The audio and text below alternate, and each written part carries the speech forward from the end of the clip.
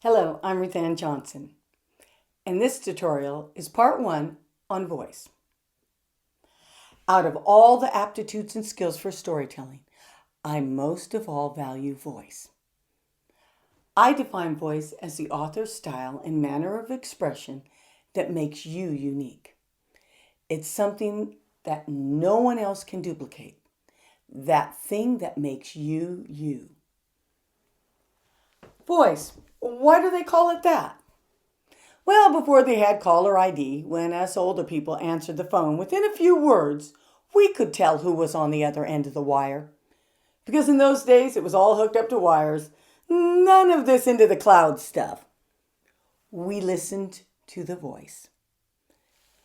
First, we answered the phone with a hello, and then waited until the other person said their hello. Sometimes that's all it took, that one word. Oh, Grandma, it's you. Now the way it's done, you look at your screen. You see who's calling, and you say, hey, Grandma, before she even says anything. Then you hear Grandpa's voice on the other end. He lost his phone and was calling you from Grandma's phone. Voice. It's very distinctive. When you tell or write a story authentically, you put your own personal seal on it. And I don't mean the animal. I'm talking about the kind of seal used by the nobility. The family crest, the pictures, the colors, it all meant something. It was put on shields and little wooden emblems. It was their own personal stamp. When you use a strong voice in your writing or storytelling, you are putting your unique stamp on paper. No one can copy it. People try, but they fail because they aren't being authentic. They aren't reaching inside from their own personal knowledge and experiences, opinions and passions. Because good, strong voice uses experience, opinions, passions, and imagination. And no one can imitate someone else's imagination. They can try, but no, we all have our own little world that we pull from. So tell about something you like, something you enjoy, or something that you hate. But be sure and care about the message. That really helps the voice within you flow. Now, when using your voice in a nonfiction story, there is something that you need to be aware of. This event that you might have witnessed or participated in is being told from your perspective. Every person witnessing this event will have a different perspective. It doesn't matter whether you're relaying an account that you witnessed or one that you're retelling from an account that you heard about. You will be putting your own little spin on the narrative. So the important thing is to understand that another person's point of view might be just as valid as yours. So first thing I'm going to do is tell a simple story from my childhood about how I realized I wanted to be a writer-storyteller.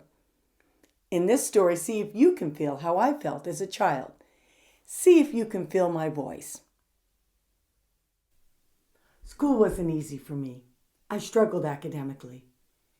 And I'd look at the other girls in my class, especially those that seemed to get everything. And I'd think, they're so smart. How do they do it? How do they know everything? I figured they must have some sort of magic.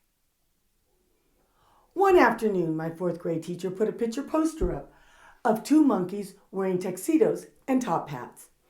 One monkey was taking the hat off the other monkey. Our teacher told us to write a story from the poster. I immediately started writing. I don't remember the whole story, just that the monkeys were trapped in a house without any windows or doors. And one monkey took the hat off the other monkey, cut it in half, 2 halves make a hole, and they crawled out the hole.